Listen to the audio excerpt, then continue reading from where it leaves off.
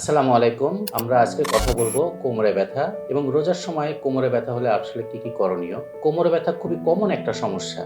দেখা যায় সারাদিন রোজা রাখছেন, রেখে আপনি কোমরে ব্যথার জন্য ওষুধও খেতে পারছেন না। তো কিছু নিয়ম যদি আমরা একটু ফলো করি তাহলে দেখা যায় অনেকটা আরামে থাকা যায়। যেমন কোনো ভারী কাজ না করা, ঝুঁকে কাজ না করা, কোনো ঝাঁকির রাস্তা থাকলে এটাকে এভয়েড করা। এগুলো যদি আমরা একটু মেইনটেইন করতে পারি তাহলে অনেকটা ভালো থাকা যায়। যেহেতু রোজার সময় ওষুধ খাওয়ার ২ টা সময় পাওয়া যায়, সেহরি এবং ইফতারি। তো এর মাঝখানে যদি আপনার পেইন হয়, ব্যথাটা খুব বেশি বেড়ে যায়, তো সেক্ষেত্রে আমরা কিছু মলম ইউজ করি। ওই অয়েন্টমেন্ট গুলা দিলেও অনেকটা ভালো থাকা যায়। অনেক সময় গরম স্যাক যেটা, সেটাও আমরা বলি যে ব্যবহার করতে। এত কিছুর পরেও যদি দেখা যায় যে আপনার ব্যথা কমছে না, প্রবলেম হচ্ছে, সেক্ষেত্রে অবশ্যই নিকটস্থ কোনো অর্থোপেডিক ডক্টরের সাথে শরণাপন্ন হলে তিনি আপনার এক্স-রে বা আনুষঙ্গিক পরীক্ষা-নিরীক্ষা করে আপনার এক্সাক্ট রোগটা নির্ণয় করবেন এবং তদনুযায়ী আপনাকে ওষুধ দিলে আপনি অবশ্যই ভালো হয়ে যাবেন।